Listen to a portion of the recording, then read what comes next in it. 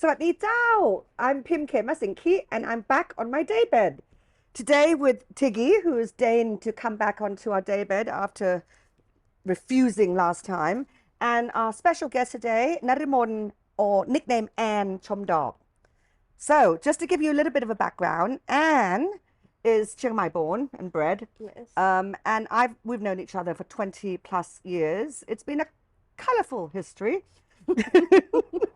So Anne was one of two sales ladies at Yes. Guidelines magazine, right? Guidelines magazine, Chiang Mai Citylife.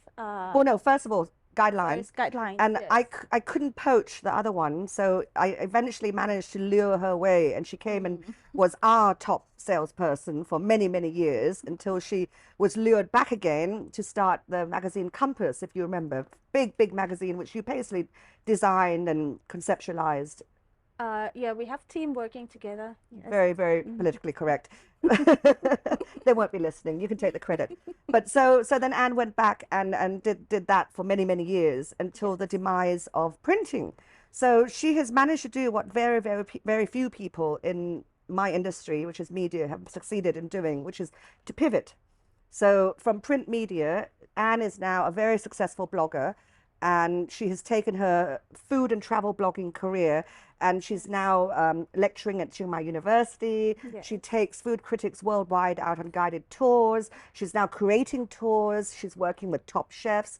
We're going to talk all about this, but it's quite an exciting journey you've made from 20 years ago when you were out selling like little 8 ads to my little clients. Gosh, yeah. So is that how you first fell in love with the food? How did your love affair with food begin? Uh, it it began with my family because I was born in a big family and stay with Where? my grandmother In Chiang Mai in Chiang Mai. Yes, in town, Metro. Yes, Metro. in Metro. Live with my grandma, but my family, my dad's family, is in town. So when I leave from my grandmother house to my father's house, at the time it was my father can cook very well, but he doesn't have time to cook. So he teaches me at the time to cook, and then he's very picky. So I don't know whether it's love or not. Like it's just a duty that you cannot deny. You know, That's you not very cannot sexy.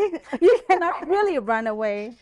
Yeah, you cannot really run away Yeah. from it. And then every evening you know, maybe he just throwing like some strange thing like from the, you know, the market, like Yeah. from the forest, you know, throw here that okay, tonight it's going to be like big head crickets, huh? And then bags full of like big head crickets, and like he will come back and eat at 8 o'clock at Yeah. night. So then I have to prepare all those things, And like you lively thing, like, you know. And you knew what to do with it all, or you Yeah, I just just learned? have to ask around how to cook this, you know. I didn't know there were big-headed crickets versus little-headed It's called crickets. jikung. Oh, tikung, Yeah, jikung. So I have to cook all that, says and me then knowledgeably. sometimes it can be like snails. Sometimes it can be frog. Sometimes Didn't we have fish. pork and chicken then? Why are we eating such weird things? It just because my dad is from rural area, right? So back there at the time we do not really eat pork or like, you know, cows Really? or that much. We only eat it during the festival, Right. during like some special occasions, like for example weddings or some like Buddhist Really? day or something. So on a day-to-day basis, you would literally forage Yes. or go to the market where most of the food was also foraged. Yes. Wow. And this is Yes. only 40 something years ago. We don't have to reveal our exact ages. That's quite a journey Yes, yes. to now you're working with foamy chefs and Yes, yes. So that give me a basis like on cooking as yeah. well. So then I can cook Northern Thai food. And then my dad, like it's depend on my dad's experience because he's my first teacher. Yeah. So he, you know, if he went to like for example Jia Tong Heng, he just brought me to Jia Tong Heng and eat the menu that he likes. Right. And then he said, okay, remember that, and then we'll do that at home. Oh, harsh. And cheap. So that we so like we went to restaurants, and then in my house we have like all kinds of shapes, like dish shapes, or something like restaurant like shape dishes, Yeah. and um cooking utensils, just to like serve to my dad, something like that. so Wow. So so you wouldn't have the same ingredients as a restaurant, perhaps. So you'd have to maybe yes, learn to adapt. yes. So that's how you got to know the ingredients? Is that how you got to understand them? No, he have to have it. Oh, oh, he oh, you had to have the he same. yeah, he is very ambitious on finding ingredients. Fussy daddy. Yes, very. So sometimes, like, if we cook, he is very picky. If we cook different dishes, for example, we cook like Chinese one, like stir fried, and then we cook like northern Thai curry soup. So if we use the same pot, No. and we do not really clean well, and then the smell is still in, like, stick into the pan or the Right. wok or whatever.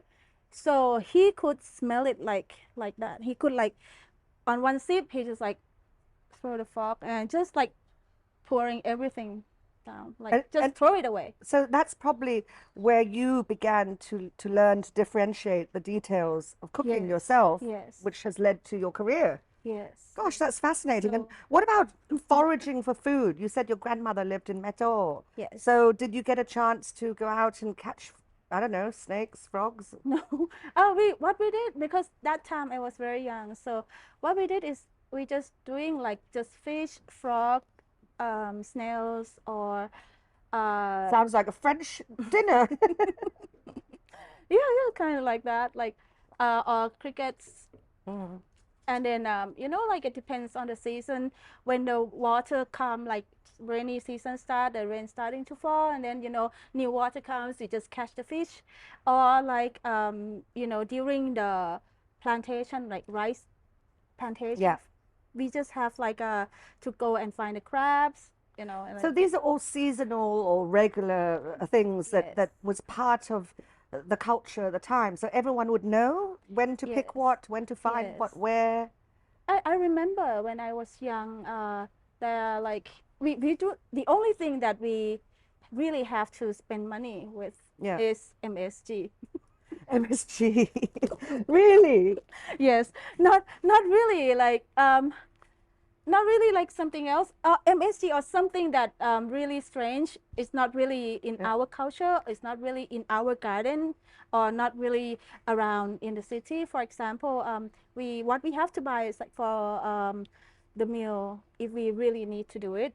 It's like coconut milk, palm sugar, Actually, at my palm house, sugar. we made our own. When we were Yeah, we younger, we we made. don't we don't have coconut back there. Yeah, Oh, we're so poor. oh, honey, it's not even a tree. But we have everything, because my the sources back in the past, the sources of the food come from three different source sources. For example, first one is in the jungle, like Hmm. you call it foraging, Yeah. right? So in northern Thailand we call pack. Hat, Pack like the. mean forest, like Oh, deserted area that become, like, like food become like flourishing, like mushrooming. So oh. we call it pack. Mm. So like once a week or twice a month, we going to the pack, just to get something to eat. Like Mm. it's seasonal too. Like the m- the most happiest time for the people to go is in rainy season, because we have a lot to pick up. Mushrooms. Yeah, like mushrooms, or like um, everything green in there Right, is edible, edible. Yeah, really. yeah. And then we also, in the summer, we Hmm. also have some uh, quite a good plants. Like, for example, I can't remember, like salah, or like a lot of stuff, like we can Yeah. get from the forest. So that's And then pat, pat mean forest. right. Yeah. So what's the other? You said there were three. And then the second one is the thing that we plant around the house. And Oh. then we on the fence. And I remember when I was young, like, everyone have our own little area. Hmm. Like, from here to here is my area. I will plant whatever I want to eat. And then My grandma, she also have her own area. Oh, in your own garden, Yeah. each person would have their own. Oh, Yes. that's interesting. If I would like to eat like pumpkins, Yeah. like no one like it, so I have to grow it myself. And I suppose, do you And trade wait. it with other people? Like if you I have two just pumpkins and someone else wants a pumpkin. and just like like maybe my uncle want my pumpkin, and then I trade him with like yat long bean or whatever. Wow. So we do not have to use money at all. And then my uh in the morning when I like every morning I have my routine job like collecting eggs, collecting egg from duck and chicken. So And they then had chicken by then. Because my mum used to tell me that in Bangkok when she was growing up, 70 years ago, they had duck eggs, but not chicken eggs. Apparently chicken was quite new to Bangkok. I don't know if that's true. I don't know, but when I was young, I already like have both chicken and Right. because my grandma she raised everything that she grow everything edible, like everything that can eat she will grow. Wow. Everything it's just like walking edible stuff in Everything. the house. Everything you can eat. Wow.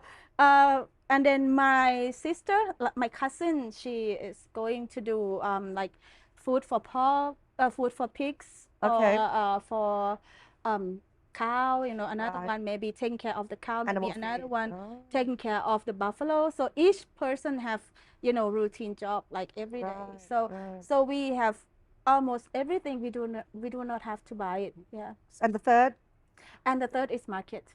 it's the market. How Yeah. often would your family go to the market? Because my grandma she sells cigarettes in the market, Right. like The ancient one, the old-fashioned. old-fashioned Yeah, one, yeah. yeah. So she sell it in the market. So we went to the market every day. She can buy whatever she needs Yeah, at that time. yeah, So come back and then cook. yeah. But she Like source what? What would you buy at the market apart from MSG? maybe pork, maybe chicken if she doesn't want to Right, kill one in the house. right. Yeah. So maybe they cannot grow that fast Yeah. to eat. 'Cause So I remember my mum used to go to the market twice a day, once before breakfast and once in time for supper. It was just so normal, you know. yes. A lot of people didn't have fridges in those Yes. days either. But because you live in town, right? Right, It's very hard. But we live in outside of town, so we have a lot of space. We have Yeah. walking fridge. We have walking refrigerator. If we want to eat something, we just go and grab, and then come back, throw it on a Yeah. Plenty stove. to waste. Yeah, No? yeah. So Gosh. So interestingly enough, it's sort of come full circle now, isn't it? We'll talk yes, about this in a minute, but this whole foraging stuff that you did as a yes, child through necessity, yes, now it's like the trendiest trend of the trendiest, right? yes. It's just quite remarkable. So, okay, let's before we go to that, tell us a little bit about how. So then you had this experience growing up, Yes. and then how did you bring it into a career? It started with when I stopped working with the magazine and become what we call content Or people provider. stop reading magazines? No. I that time no, not yet. Okay. Yeah, but I started to be a content provider, providing contents for people who like government officials, like Okay. for example tourism and sport ministry. Right. They want to open the new route, like like villages. I just have to go to a small villages and then start writing about it. And then I see many people interested in the food in the past, like for example some recipe that were lost already. So Yeah. like I brought it back and When then was this? wrote Sorry. about it. How many years ago? We're talking? That was 2010. Okay.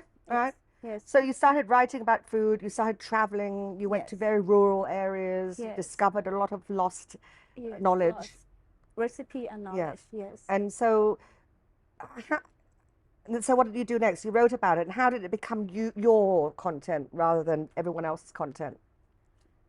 I blended with my experience. Yes. So I used to see this and then I compare with what I have in my side and then what my dad taught me how to cook, and then like, and it's become interesting because somehow the people in that area cooking like this, and then my recipe is like that, and it's become an argument. Sometimes it's going too far. Like On how? my page, for Oh, no. example, yeah. Give me an example. Normally, it's only like the name of the food, and it started to they started to argue about it, and then the argument start with the facts and the history of the food, and then from only one word of, like, for example, differences of uh ผักกาดจอ จอผักกาด แกงผักกาด and people call it differently. Right. And then I just use the pattern, what you call the grammar, like Central Thai grammar to explain, because Northern Thai word do not really have grammar. Maybe they have grammar, but I never learned. So I just use, like, Thai style grammar just to explain how to, like how to differentiate each word. Yeah, It's hard. It's hard. It's colloquial, yeah, isn't it? yeah. It's local. And then they said, because Northern Thai have the person like you, so that's why we lost our country. From one Gosh. word going to, like, Betraying the nation. betraying the nation. Wow. I became the traitor. betrayer. Yeah. Just one word. Wow. Well, Yeah. I mean, in a way, it shows that there's a lot of resurgence of Lana pride, Yes, which is yes, good, right? yes, Because yes. the fact is, we did lose our culture Yes. for many, many, many years. So, wow, that's quite fascinating. So you basically you started writing, you started creating your own pages, and you've got quite a large following now. You've got like 60,000 followers on Facebook, Yes. nearly 5,000 on IG, Yes. and your website, your blog. My blog, I do not really count it. You don't that count, much, right? yes. Yeah, but she's got some serious fan following now, and you're excellent at editing. She does video content. She writes very well. She takes good photography, good design, and you've been in the media world long enough to know what people want. So it's kind of a winning little category. Okay, so let's talk about the food scene itself now. Yes. In Chiang Mai. I mean, tell me, because you've been here like 20 years ago, you were selling to the top 5-star luxury restaurants in Chiang Mai, and there were like, what, 4? There's like hardly any. Yes. And now it's like this massive scene, this food scene. I can't keep Yes. up. I mean, I used to know at Citylife, I used to know every new restaurant that opened. Now I have no idea. So tell us what you've seen about the changes and how it's evolved. I think that the changes, the trend is now like moving to like sustainability. So any kinds of like helping locals or using seasonal produce is growing. When did this start? Because if you remember when we started, we never used to put organic produce, local produce. We never had any, it was all imported, prime, premium, Yes. posh. Yes. So when did it all start shifting? I think it started long ago, 5 years at least. At least, no? Yeah, at least 5 years. Yes, that because I started to work with many people, and then more and more people interested in seasonal food. Yeah. More and more people ask me, like, P. Anne, where to find this, where to find that, and then I happen to know people Yeah. to like supply all those ingredients. So what changed? Was it the people demanding change, or was it the chefs coming in here and showing us the change, or was it the producers? I mean, what shifted it? There are two ways. Like, producer themselves, I used to do one project called Lampoon Organic. That one, because the people are dying, the farmers are dying because of the overloads of using chemicals. Oh gosh. And then they see it themselves, and then like they see that if they don't stop, their kids and like everyone is going to be like affected by what they are doing right now. Who's So dying? Where are you getting? Is this a known fact? Is there statistics? I mean, is there information about I this? just interview with the one of the farmers, and then he realized that he has to stop. Right. And the turning point for him is just he saw like a lot of friends dying from Oh, wow. chemicals. So then he stopped like doing all the Longan farm. orchards, so chop them all down and then doing like organic farm. Not really. He just started it slowly. Because you can't be organic overnight. Yes, You know, yes. So like, and right now he just imports imports what? import all the produce that he have, like is now like have, imported to other countries already. Exported. Oh, Exported. sorry. I was like, why is he importing? Why is he not growing Exported. it? Yeah. Exported to right. other countries Right. already. Okay. So it's another sad thing. So you know that all the organic stuff that we grow here now is just have to export to other countries, and then we we just rely on what we have here. Yeah. Well, But the premium organic produce just really? have to Really? export. Yeah. So what we're getting here in all of our supermarkets, that's like lower grade. Um, can't say lower grade, but like the priority go to the big money. So lower grade. So, I know what you meant. So basically, how organic is our organic anyway? There's nothing really organic. Right? Yes, I mean, because I did an interview once where someone basically, this expert said that there's nothing in Thailand that's 100% organic. nothing everywhere. I think like when one area start using is contaminated everywhere. So Nah. you can't really claim No. 100% organic. Yeah. Yeah. Like once it like once it been using, like the rain coming in, Yeah. get into water, It's everywhere. it's everywhere. But we Yeah. do our best. Yeah, we And do our is best. our best good enough these days? These days is the very good thing is many people know that selling organic products, they earn more money, Yeah. even though it's harder, but it's there's some people out there to buy it. Yeah. There's some clients. There's a lot, actually. Yes, It's a big market. So it's already some farms, they already have customers. You can't just sneak in and then can I buy one pack of tomato? No, because it's already owned by other restaurants or Yeah, other I've clients. experienced that. Yes. So let's go back to this sort of resurgence of forestry food, organic food, health food. Does it all tie in together? Is it a global trend that we're following? Yes. Tell us a little bit about this whole trend and how it's manifested here in Chiang Mai, over the years. How's it grown? Okay. How's it? I think like in not in Chiang Mai, in Thailand, I think it starts from like the chef starting to get together and then finding local producer to help them, and also they realize that all the food that sells in the market, is not good for the people, not even good for the family, and not even good for the people or the clients that come into their restaurants. Wow. And so they start helping, like for example, small boat fishermen, and then helping like small farmers, just help them just to grow some local vegetable. But what Because about right now some vegetable has faded away, just because right now people tend to eat only, for example in Thailand, only pakat khao, only cabbages? Cabbages, morning glory, Yeah. cucumber, or something that very simple. You're right. It's very Yeah. limited, the Very menu on the limited. restaurants. Yeah, but before we have like hundreds and hundreds of vegetable. So when chef start working and then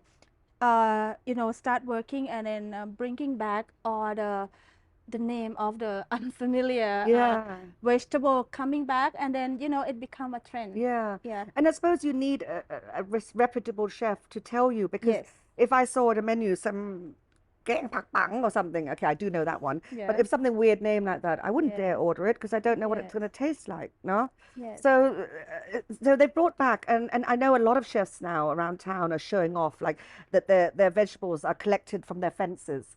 Yes. Now, which is the local way of saying, it's what you said, the number 2 is all the vegetables grown around the garden and around the fences, right? That was the local stuff. So tell me a little bit about that exciting thing you did with all those 8 chefs, I believe, right? And that was, for me, that was the first time I heard of a really big integrated effort to revive the forage food. Am I right? I don't know. No, that was the project called ป่าเขาลมหายใจเรา Which It's is the mountains and our our breath. breath. Yes. So that project is from that uh, group of chefs that come together and help finding the equipment to stop the fire in the forest. So and then start from that idea, all the chefs gather together and then take like the people from Bangkok, from all around the countries, go together to the forest. Journalists, Yes, bloggers. yes, and then go together to the forest and then pick up and finding ingredients and then cooking, and then show them like the diversity of the plants, the food, and then people start seeing something that they never seen No, before, like I remember. some vegetables, some herbs that they don't know that this kind of thing like available on earth, Yeah. So Tell us about something that really wowed you. That what experience out of that what most impressed or surprised you? there are many trips that I went to, and then um, I started to know more of the Akha ingredients, which I never cooked with before, or like like hill tribes or the hill tribes herbs that I never know. Never heard of. I never heard of. So it doesn't grow down in the lowlands? Were these all highland plants? I think like just because we only eat like the food that people choose, Right. in the supermarket or whatever. Right. So we only know what's available in the market or in the supermarket. So then apart from that, because we live in town, so we don't really know like what's happening outside. Like the food world outside is more, like more choices. Is it any good? Oh, no. Yes, more choices. Like instead of you using only like for sourness, you only using one type like lemon, lime, or maybe tamarind. You can use something else like sumac as well. Sumac, right. Yes, Right. sumac is sumac. Yeah. So it's slightly sour, and then you can use that as well, and then it's tasty to put it in chicken, in fish or whatever, and then it's make the food tastier. Yeah. So a lot of these ingredients were sort of rediscovered because it wasn't just one trip, was it? It was a series of multiple trips to multiple Yes. provinces. How many? At that time I was 3 different places. No, 4 provinces like Chiang Rai, Chiang Mai, Phra. Oh, 3 only. Yes. Yeah, But different chefs. Yes. different chefs. So most of them were Chiang Mai, were they? From Chiang Mai, Chef Black from Chiang Mai, Chef Black Nan, Kitch. Black Kitch, yeah, Chef Chef Nan. Nan from Cuisine the Was it Garden, the garden? Chef Num from Samoy and Sons, Chef Van from Dad, yeah, Oh. all together come, but we all have the big feast that getting all ingredients together and then gather everyone like having long table, like I think the biggest long table chef table in Chiang Mai at that How time. long was long? I think there were like about 800 people. 800 people. Yeah. Jesus. Okay. I think I can't Wow. remember, right? Yeah. But that's a lot of people. That's a lot of Yes. jungle food. Like a lot of because what I remember like in Jingjai market, Yeah. all the area, like the big area was Wow. full of tables, like it's fully booked too. That's quite amazing because That's quite that was, amazing. and I Yeah. remember all the media around Thailand were featuring various aspects of that Yes. story, and it Yes. was a huge surge, wasn't it? Yes. And then that's when you got a lot of the chefs that began to, maybe some chefs like Chef Ray was doing Western food from Sake of the Day. He was doing a lot of imported goods initially, and he kind of flipped, didn't he? He sort of Yes. began to go. Chef Ray was in another project that I work with that is a season in Pai. What's that? A season in Pai is, you bring the chef into Pai and then he gathered the ingredients around, I think around like 99 kilometers around the hotel. Oh, So like you could find whatever and then find it and pick it up and then cook it in the hotel. that's And so cool. yeah, I think at that time is Siam Rivery. Yeah. Wow, that's really, really fun So project. yes, and then that was they make it every year and stop after the COVID. Yeah. Right. So Did this come in handy for you because you had jungle food from your childhood? So yes. did you have an advantage perhaps from the other media in that you had some connection to this cuisine already Yes. and you So could I perhaps know. talk to the chefs in a language that they could understand? And Yes. So because I understand how to cook them as well, and so then you cook. I cook myself. Yes. What do you cook? Any kind of food that I have available in the fridge. Oh, sounds like back at home when you're a child, whatever you can find. So I just pack up. Normally my food in the fridge just varies from the people who give me. Maybe my friend worked at Food for Change. She gave me some, for example, salt from Bò Hua Hat, or some those kind of thing. Yeah, Like yeah. salt. I have like maybe different kind of salts in my house. How many? Think more than 15. And are they, I mean, honestly, between us, they're all the same, aren't they? No, no, Oh, no. okay. They're not the same. Sure They're they not are. the same. They come Uh, from the sea, maybe come from the sea, come and from you the can land. taste the difference, really? Yes, I yes. can't. Yes, Okay. some salt are very good. Some salt is very good with Mm. soup. Some salt is very good with fermentation. You should do a Some, course on salt. oh no, that's the chef work. Ah, okay. But actually, talk about using fascinating ingredients and elevating it. Yes, I heard that Chef Black, for instance, yes. is making soy from crickets. Yeah, yeah, he told me. Oh yeah, Yeah, I yeah. don't know about that. There are some chefs using local ingredients and elevating it to the point they can perhaps export it, do you think? Is Yes. there anything exciting in that world? Anyone doing anything you can share? I think what Chef Nan did was really surprising. Like, for example, using pum. Pum is you call it in English they call it watermeal. Okay, watermill. Mill? It meal like Meal. meal. Oh, Yeah. okay. So it's just like a seaweed that comes in like a small um Oh, they have little pods. Yeah, yeah, yeah, yeah, yeah, yeah. that one pum. Yeah, yeah. And what does he Yeah. do with it? And he used it in his food, and it doesn't look like pum at all. And then it looks like something really prestige. Oh, really? So and that's pum, something that we eat like when I was young, we just when it's rain, we just get something in the water and then we get some pum and then we just cook that and With eat. what? How would you cook it before? We just clean it and then maybe stir fry, maybe do some salad. And That's so it. what did Chef Dan do that elevated He it? just put it in one of his fancy meal, whatever. I couldn't really explain it. Like he just put it in uh, something like a tart, and then Ooh, he just coat it at the top, and then you do not really smell the green, right. green smell or like earthy smell Yeah. out of it. She treated very well, and then it's tasty as well, and it does look really good. Yeah. But it sounds like the future of Lana food, the potential is limitless, right? If you're Yes. saying that the mountains and the rivers surrounding us is teeming with life that is Yes. edible, Yes.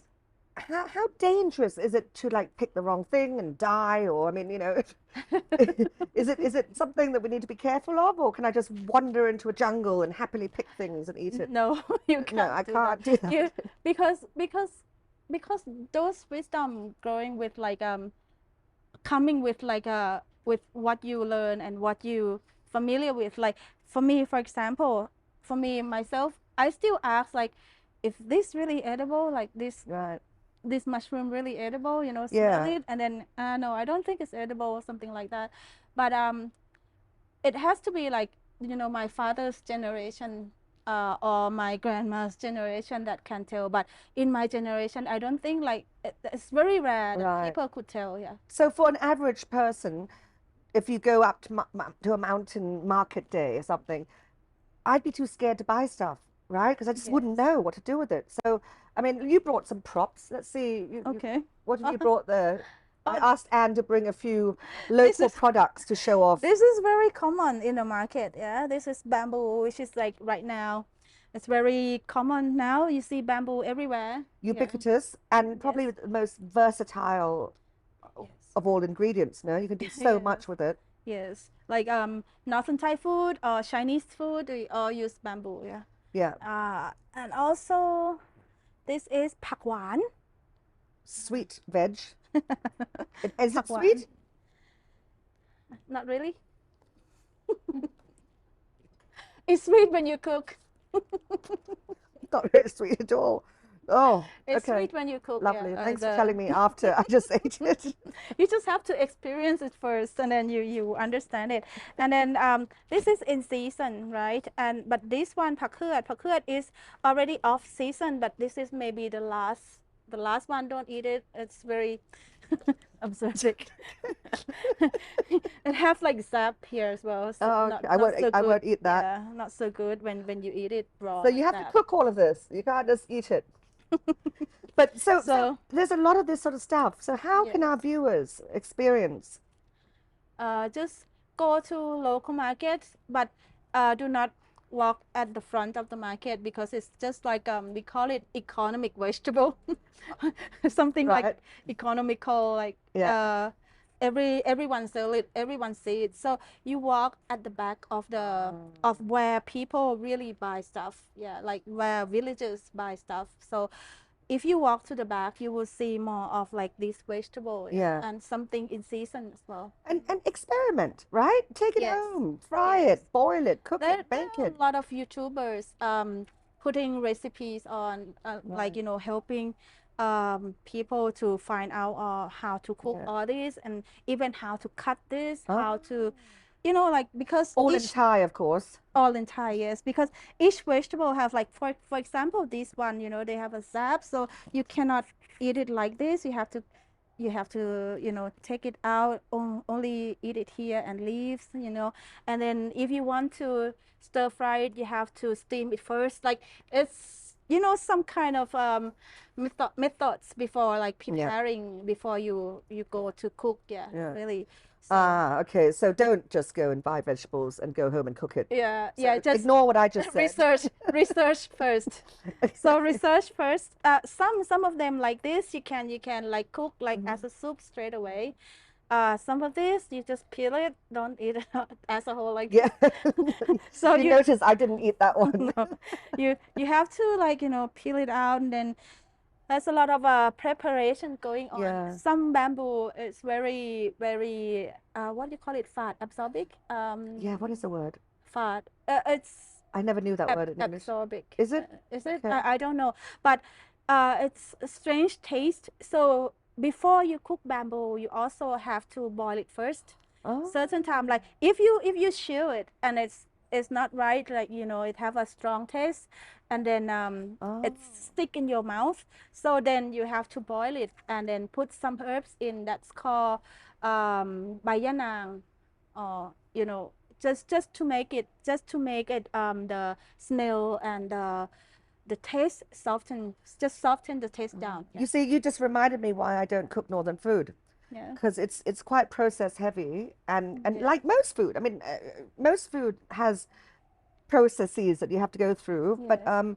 we're just not familiar with this. So perhaps in 10 years' time, Yes. we all will know exactly what parts of these vegetables to cook and how to cook it because we'll become Yes. more familiar because of this new renaissance of Lana cuisine, Yes. right? Lana Renaissance. Lana Renaissance, which actually brings us to, there's been a resurgence of Lana through across the board, right? Yes. Culturally, linguistically, Yes. culinarily, you know, in many Yes. ways. So this is all part of a, do you have any thoughts on why there's been this overall pride of Lana that's sort of emerging? Or should I go ask Ajahn Withi? Yeah, you should ask the Jamiti. But I think, like, for me personally, once I study history in school, yeah, I was taught one format and one set of information. And then Bangkok-centric. and then after that, when I went to university, I get another set of information, which is totally different. And I feel like, wow, the whole like, you know, like 10 years passed, I was lied to, you know. And then after that, I started to, you know, learn more and more and more. And then after I learn more, and then I dig into information, and then I know my roots, and I get into food, and then I learn like, you know, like the food dynamic, like from the past up to here, and then, you know, how the food changes, you know, how lab here is different from lab here, and then why, you know, why the recipe here called the same as this recipe, but it's totally looking different, something like that, you know.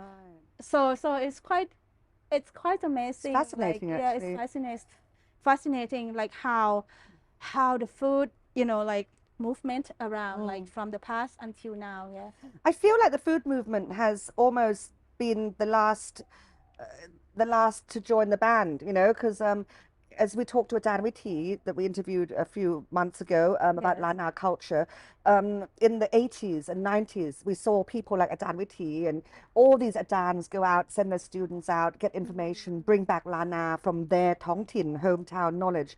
But food has only just begun, as you said, in the last 5, 6, 7 years, right? The knowledge of local food. So we're just at the beginning of the journey, do you think, of rediscovery of our own culinary culture? Yes, and then it's quite funny. Like it was the trend starting a few years ago with lab guru. You know, like everyone who eat like Northern Thai lab, and you know, everyone can become a guru. Say that, you know, this way of cooking lab was wrong. You know, and this lab from that guy is not good.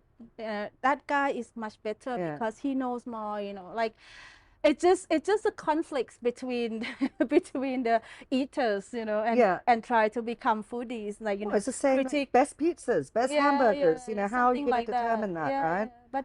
But it's very hard. What I can say is just like, if you, it depends on where you live and the choices of food that you have at that area.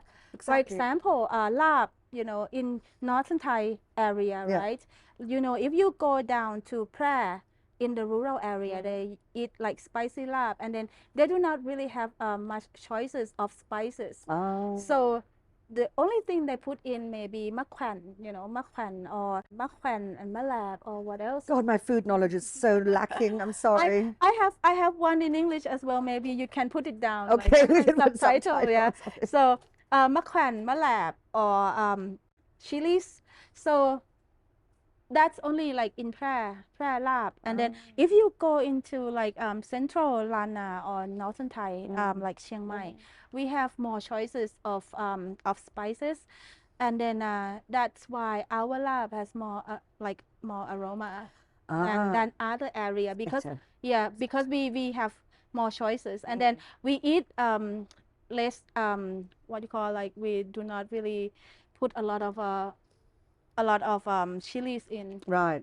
No, we don't. But it's more balanced here. Ah. So, and then we put more because we have more choices than others. So what we have, we just put it in just to make it better. Yeah, just to make it look better. Yeah, try to make it look better. Yeah. And then if you live even far out, you have less choice. Yeah. So that's why lab in each area are different. And what's interesting is that the central narrative that you were talking about that came from central Thailand, that permeated all of the Thai cultures, this resurgence of local food came at also the end of traditional media and the beginning of the new media. So your career personally has, I mean, you always had a career working in businesses, but as an independent blogger, consultant, lecturer, writer, freelancer that you are, your career took off at the beginning of the sort of social media boom. So how has technology played a part in this? It's very important. before when I started, everyone said that, and you just give information for free. It's no point to do it. And then how do you make money out of it? And I said, well, it's going to be there one day. It's going to be a hit, And then once you start making your own networking, so your network will make you go further. Your Yeah. network will give you net worth. Yeah. So you get more. Yeah. You get more and more followers. More followers mean more reputation. More reputation mean you, people hire you. Yeah. Yeah. But you are very prolific. I mean, how many videos are you producing a day? You were churning out. The other day, she just posted 102 northern dishes, and she had 102 dishes with their descriptions of stuff I'd never heard of. I mean, that's some stuff that I just wouldn't That- even bother doing. It's so those much are work. those are the dishes that I have pictures on my phone. Don't give away the trade secrets. So I just put them all on because I think I would like to show like how many varieties of the dishes. Chiang Mai have more than um, แกงฮังเล Yeah.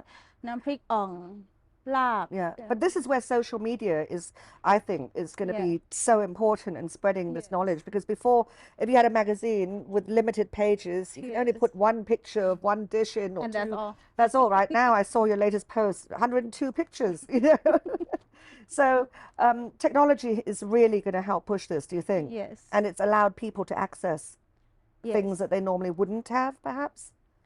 Yes, and it helps a lot of people as well. Like Yeah. the people on my, the people that I used to post, like, and it's the technology also help them. Like they never think of before. Yeah, one case is a lady who sell deep fried intestine in the market, like outskirt of Chiang Mai somewhere. Yeah. And I see like the pile of deep fried intestine. I think it's so tasty. So I went there and I just start eating, and then I just take her picture. I took her picture and I just posted, and then it gets that case was really amazing. The timeline was amazing as well. Once I posted, and then she call me and then say, "P. Anne, could I change the time and date?" Before she sells only 3 days a week. Oh, wow. Yeah. She started to sell it every day a week now. Every day a week at that time, yeah. And then she said, "Okay, I will start selling every day a week now." Wow. Pian, thank you, because this is the first time in my life that I sell the most of my intestine, because she think that people in town in the Yeah. city may not interested in eating intestine. Yeah, Not all of us are. so yeah, so then she start like just only go around like Wow. outskirt of Chiang Mai and then start selling, and then now she start selling in town, and then later on she called me again. She said, "Pian, thank you so much, because from your post, I have a lot of people, like collecting sai thot and sell it, Oh my gosh. like middleman, Middlemen now. we Wow. call it rap hiu, like and then each person get 20 baht per 100 gram. So, and I asked her like, and how many each day? Like for one person, she have about 20 middlemen, and then each of them sell 7 kilo each. That's a lot of intestines. Yeah. So then, and then after that, she called me again and say that, "Pian, one of your fan page is a producer of media." So they invited her into to go to Bangkok, just broadcast how to making intestine, and why she make a lot of sales like Fantastic. that. Yeah. So that's how technology like come in part, that she never think that just posting it and then she can get customer like that, and then she can be like right now, like she just well known nationwide. Yeah. Jesus. So it reminds me that's another thing that you did during the lockdown, apart from Yes. doing your videos where you're constantly promoting various things and where you go, whatever. You've also been doing cooking courses with various chefs around town, but Yes. you've also been selling products. because I was so busy. Sometimes I have to go around, so I have no time. But So it's a I have to natural stop. fit, isn't it? Talk about technology. So Yes, people see your videos, people see something yes, really weird in the jungle. They don't know yeah, how to eat it. They watch a video how to cook it. yes, Then they can find a restaurant where to go eat it, or they can order it to be delivered at their own house. So yes, it's just yes, a huge network that yes. just ecosystem, right? Yes, That's it's wonderful. huge one, and then people start to know more and more about northern Thai food. Mm. People don't know like what is kang pa. Kang pa is mean uh, the dry beef of Yunnese people, or Dried beef of Yunnanese people. yeah, and then it's called kang pa, yeah, Ah, เนื้อน้ำค้าง ah, yes. gosh, So okay, I'm so for example, like that, and people start knowing it, and then people start eating it. So they don't scare eating it. And then another one that I just posted, which is another Yunnanese food, yeah, which is like sour pork. So a lot of questions coming up and say that, how do you eat it? Like, how does it taste yeah, like? And then people started to, yeah, learn more and more, and yeah, then started, they do not scare yeah. to eat, and then they're there enough to put in their mouth. Yeah, Yeah, yeah, yeah. and to learn how to cook. People really Yes, cooking a lot over the yes, pandemic. yes, So Anne's page is Go To Ask ANNE. It's on yeah. Facebook. It's everywhere. So some of your things you do translate into English, Yes, not all. like the course on Instagram, mostly in English, Okay. and on Facebook is all in Thai. All in Sorry. Thai, yeah. Yes. I know it's a great comment. So all you have to do is go off, learn Thai, and get back onto her page. So how hard can that be? So Anne, just we're going to round up a bit now. Tell us a little bit about your career, where you're at, what you're doing, how do you keep busy, how do you keep relevant, and where are you going with all this? Uh, Once I start the page, and then I start creating my network, like chef network, and then food producer networks. So I think I'm ready to. Before I created another page called Food Education, and Food Education is for the people who love cooking and would like to know more Yeah, about like food. So we just created online classes. That's another part, yeah. and then soon I'm going to do a tour. This is fun. I'm sending an Yeah. intern. So I'm going to do the food tours on what I know, like the people I know, and then all the communities, the villages that I know, and then I will take people to go there and then experience. The first one that I will do is the marijuana, which is called weed education. Weed education. Under food education is weed education. So one of my friends have uh, what marijuana farm, and katom. What is katom? Katom, katom. Katom, yeah, katom farm, and also kanchong is what? Hemp. Hemp, yeah. So he have all that, and then I just have to like doing something about it. So I just collaborate with Chef Black, and ask Chef Black to teach how to cook with marijuana, and also like visiting the farm as well, because right now everyone, because it's open now, Yeah, right? Everyone try to use yeah. marijuana, but they don't really know how Good to use point. it. Good point. Yeah. So some people just allergic to marijuana. Some people, just eat and like go to hospital. Why?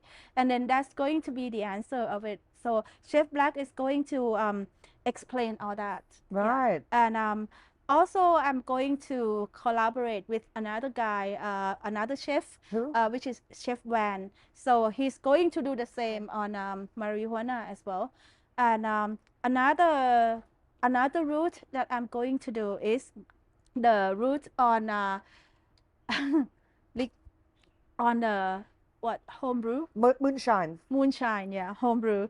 So that's the Lana wisdom, right? So we do it in Jamtong, and also we're going to take you to see how to produce liqueur from, Rice.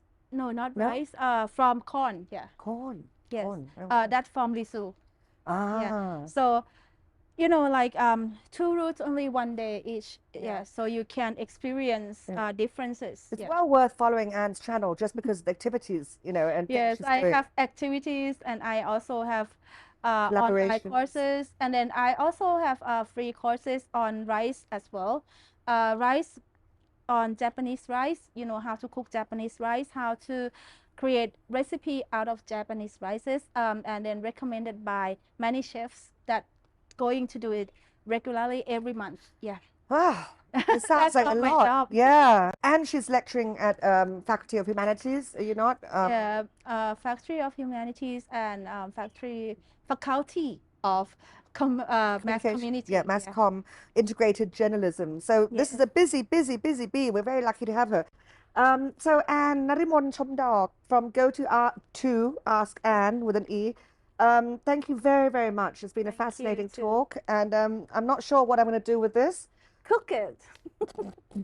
Okay, but thank you. สวัสดี Thank เจ้า you สวัสดีค่ะ Bye.